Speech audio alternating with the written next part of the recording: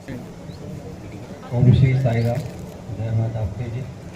मेरा नाम प्रसन्न कुमार चौधरी है। मैं 1998 मतलब मेरा भैया से जुड़े हुए सिलवर युग हो चुका है। तो भैया का पहले एक एलएमएल वेस्पा का शोरूम था, उससे मैंने एलएमएल वेस्पा खरीदी थी, तो उस वजह से मैं कनेक्ट हुआ था। उस समय भैया ये काम नहीं करते। उसके बाद धीरे धीरे भैया भी सेम फील्ड के थे, तो कहीं ना कहीं एक अलग अटैचमेंट हो जाता है और उससे की बातें होती रहती हैं। फिर 98 99 के लगभग भैया ने मुझे बोला कि प्रसन्न एक बार अपना कुंडली दिखाओ। उस समय कुंडली देखते भी नहीं थे। फिर उसके बाद उन्होंने कुछ चीज़ें मुझे बताई और बोला कि एक काम करो, आप ताप्ती जी के पास शनिवार स्नान करो। तो ठीक है, मेरा इंजीनियरिंग भी कंप्लीट हो गया था। देन उसके बाद फिर कहा चलो ठीक है, परिवार से कोई कभी जाता नहीं था, तो मैं पहला बंदा था। मतलब मैं अपना यदि ग्रैंड फादर अब उसका जिनका बात करूँ, तो ठीक है अपना गए सटड़े, और लगभग वो पेड़ जो पड़ता है ना, पुल क्रॉस नहीं करते, इधर से जाते हैं। गर्मियों में सिर्फ पानी वहीं होता है, तो वहाँ जाके अपना स्नान किए और विष्णु सहस्रनाम पढ़े, और उसके बाद अपना वापस आ गए। और जो भी है कपूर नारियल और ये सब चीज़ें चढ़ाने के बाद आरती करके वापस। वैसे होते होते टाइम निकलते गया। भैया भी बोले ठीक है तो ये करो करो करते रहे। उसके बाद कहीं ना कहीं थोड़ा मुझे डिले हुआ, भैया भी परेशान हो गए थे। भैया ने एक चीज़ मुझे बताई थी उस समय, जो कि वो उनके बेटे जो राम है, राम को साईं भगवान के दर्शन हुए थे, और उन्हें वो डिस्क्राइब किया। वो छोटा बच्चा था उस समय, बहुत छोटा बच्चा था, मतलब वो कुछ भी नहीं जानता था। उसने डिस्क्राइब किया एक चीज़, तो वो शायद भैया वो चीज़ मुझे बताना भूल गए, लेकिन मुझे वो चीज़ याद है अभी। उसके बाद फिर और जो भैया ने एक और जो दूसरी चीज़ बोली कि गुरु वाली जो बात है, तो कहीं ना कहीं भैया उसके पीछे भी काफ़ी बड़ी हिस्ट्री है कि वो कहीं ना कहीं शिफ्ट हुए। पहले बड़ौरा पे था शोरूम, फिर गंज में आया, फिर एलएमएल जो कंपनी है उसकी भी चीज़ें चेंज हुई, तो वो फेवरेबल नहीं रही। फिर भी उसके बाद धीरे धीरे चलते चलते वो इस डायरेक्शन में मूव हुए। और उसके बाद उन्हें बोला कि जो करवा रही हैं ताप्ती जी करवा रही है, मेरा इसमें कुछ वो नहीं है, और मैं अभी उसमें अपने मन से कुछ भी नहीं करूँगा। और जो गुरु वाली बात है, तो जिस दिन मैं उधर से इशारा मिलेगा तभी मैं इस चीज़ को ग्रहण करूँगा, अदरवाइज मैं ग्रहण नहीं करूँगा। फिर उसके बाद अब मैं अपने, ये तो भैया से रिलेटेड बात होगी, काफ़ी पुरानी बात है। मतलब इस चीज़ को हुए लगभग 20 साल के आसपास हो गया होगा, 20-22 साल के आसपास हो गया होगा। अब मैं अपने पर्सनल बताऊं तो मैं अपना जो भी था, पहले हम लोग यहाँ शिफ्ट हुए, 2000 का रहने वाला हूँ। पहले हम लोग यहाँ शिफ्ट हुए रेंटल मकान में शिफ्ट हुए। उसके बाद फिर 2 घर एक साथ आए, एक नागपुर में एक फ्लैट लिया, और उसके बाद फिर दूसरा यहाँ आपका जो सदर पे है, ये डॉन बॉस्को के साइड में जो, वहाँ पे एक घर लिया। फिर फाइनली 2011 में हम लोग नागपुर शिफ्ट हो गए। वो अच्छे काम हुआ। फिर देखा कि मुझे बेसिकली मेरा काम तो वही है, मुंबई या कोलकाता इधर से ही होता था। तो मैं कहा चलो नागपुर में एक होना चाहिए, क्योंकि कई बार ये स्थिति बनती थी कि मैं फ्लाई करके आता था नागपुर में, मैं वहाँ से कहीं से भी आता था, 1.5 घंटा से 2 घंटा में पहुँच जाता था, और मुझे वहाँ रेलवे स्टेशन पर वेट करना रहता था।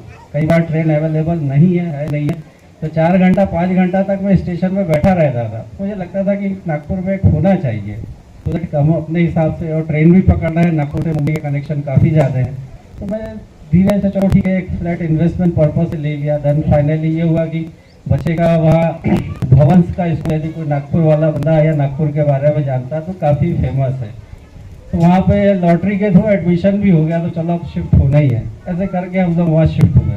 मीन टाइम मैं अपना जो अपने फील्ड में भी एग्ज़ाम देने चला गया। हर 2 साल 2.5 साल 1.5 साल जैसा भी स्थिति मेरा फटाफट प्रमोशन हो गया। अब मैं एक एक्सपीरियंस शेयर करता हूँ। जब मैं चीफ इंजीनियर का इंटरव्यू देने गया था, उसमें additional director general of shipping और रिटायर्ड प्रिंसिपल ऑफिसर होता था, ये 2 लोग थे। और टॉपिक कहते थे हमारा मैनेजमेंट, फाइनेंस, देन टेक्निकल, और एक और टॉपिक रहता था कि करंट स्टेटस।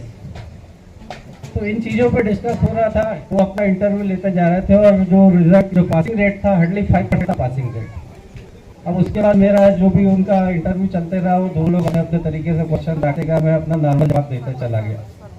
कुछ चीज़ों में अटका भी, कुछ चीज़ें जो भी उनके सेटिस्फेक्शन की अपने सेटिस्फेक्शन के साथ, तो मुझे नहीं मालूम था रिजल्ट क्या होने वाला। उन्होंने मुझे बोले ओके गो वेट आउट, ठीक है वेट आउटसाइड बोला। उसके बाद फिर उन्होंने कॉल बैक किया। कॉल बैक करने के बाद उनका पहला क्वेश्चन था कि आपको क्या लगता है, तो मैंने तो सीधा कॉन्फिडेंटली जवाब दिया। और बीच में उसके पहले मैंने सिर्फ एक बार इस मंत्र का उच्चारण किया था, ओम श्री साई राम जमात आपती जी, बस मैं एक बार बोला था वेटिंग गेट में। उसके बाद जब ये क्वेश्चन पूछा तो मुझे लगा कि मैंने बोला कि मेरे हिसाब से आई शुड पास्ड।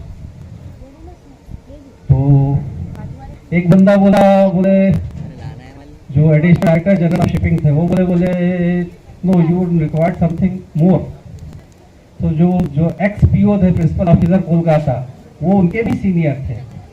तो फिर उनने बोले okay you passed but you have to take care. ये मेरा उस समय का अनुभव, मैं आज तक किसी को शेयर नहीं किया, पहली बार मैं शेयर कर रहा हूँ। तो उसके बाद भैया ने कुछ चीज़ें और भी पहले बोली थी कि बोले एक समय ऐसा आएगा, बोले प्रसन्न की बोले लोगों को यहाँ आने के लिए तरस जाएंगे, लोग मिलने के लिए तरस जाएंगे। और मैं ये अनुभव इसलिए शेयर कर रहा हूँ क्योंकि मैं फरवरी 22 को मैं साइन ऑफ करके आया हूँ।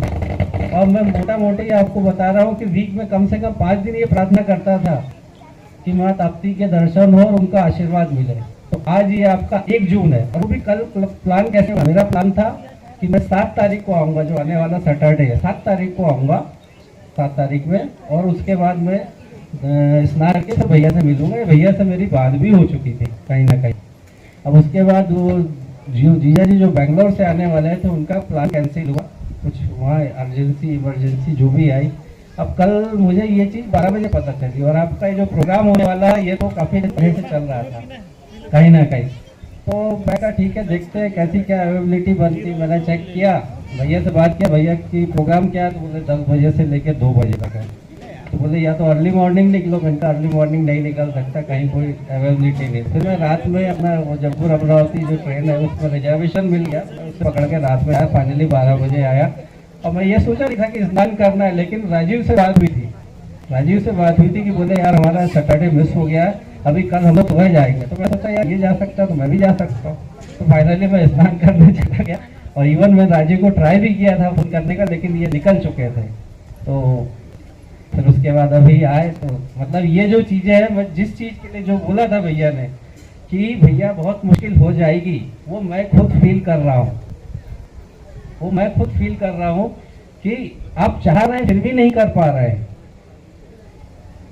और जहाँ तक बाकी और भी जो चीज़ें हैं, फाइनेंस की बात है, बाकी मैंने अपने करियर के बारे में तो बता ही दिया। मैं एज ए चीफ इंजीनियर 2014 से सर्व कर रहा हूँ शिपिंग कॉर्पोरेशन ऑफ इंडिया में। और फाइनेंस की बात है तो फाइनेंस को लेके तो शुरू में कभी कभार थोड़ा बहुत कुछ चीज़ें आती थी, कहीं कहीं अपने आप को रिस्ट्रिक्ट करना पड़ता था।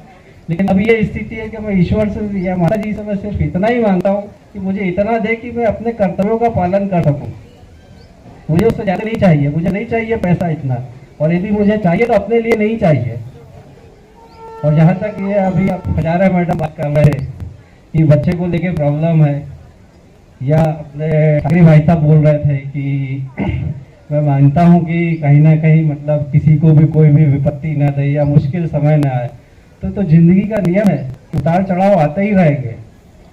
और मैं तो हमेशा यही मानता हूँ, ये मांगता हूँ कि भाई जो भी दे मुझे उसका सामना करने की हिम्मत और ताकत दोनों दे। और भैया ने एक चीज़ पहले भी बोली थी कि कभी ये मत मांगो कि ये चाहिए वो चाहिए, मत मांगो, सिर्फ ये मांगो कि जो हो अच्छा हो, जो हो सर्वश्रेष्ठ हो, अपने आप चीज़ें होती चली जाएंगी। और कहीं ना कहीं ये चीज़ मैं बहुत बार फील किया हूँ कि बहुत चीज़ें ऐसी रहती है जो पता ही नहीं चलती कि कैसे हो गई।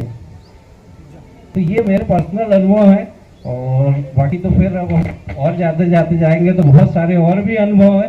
लेकिन थोड़ी तो सार जो है कि कहीं ना कहीं हम बच्चों से क्यों एक्सपेक्ट करते हैं। और अभी मैंने अपने बच्चे को LA में एडमिशन दिलाया नागपुर में JEE के लिए, तो उनने एक चीज़ बहुत अच्छी बोली कि कभी भी अपने बच्चे किसी से कंपेयर मत करो, कभी कंपेयर मत करो।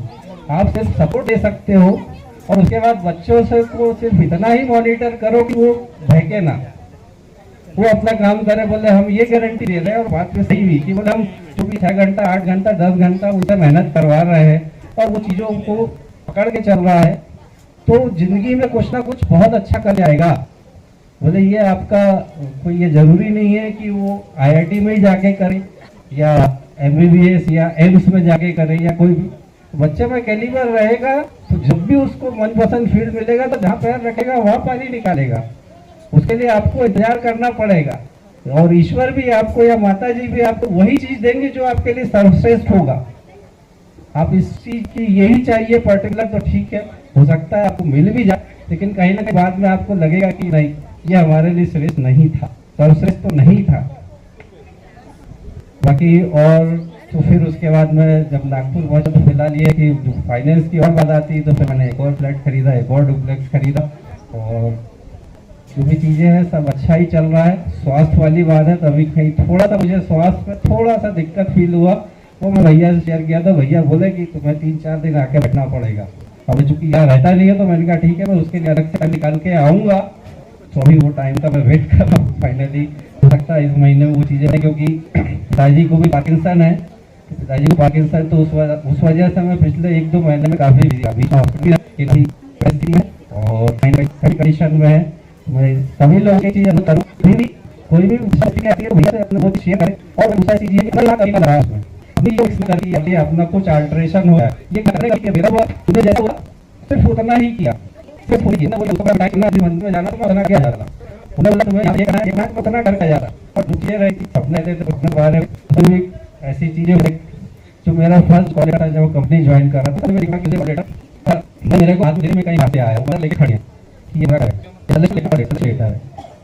तो वही चीज हुआ जब ज्वाइन करने के पहले मैं ऑफिस में बात किया तो ऑफिस वाले बोला सेट हो गया है मैं पहुंच गया उसके फॉलो होल्डर को डाल के मैं उसे आके अंदर सेट ला रहा हूं। ये उसी पोजीशन कॉलर ले ली ये आया है ना। सबसे पहला अनुभव तो मैं उसमें लिखा और सारे लोग जिनकी तो विषय में नहीं है अभी मैं सब एक लोग बात मुझे अच्छी बोलते हैं जितना बोलते हैं आपसे उतना चाहिए अभी भी ये काम करना ही है हमें जो भी हमारे और भी जो भी ग्रंथ है वो भी तो करना ही और ये उतार करना ही आना है ये नहीं रहेगा कभी बढ़िया बात है।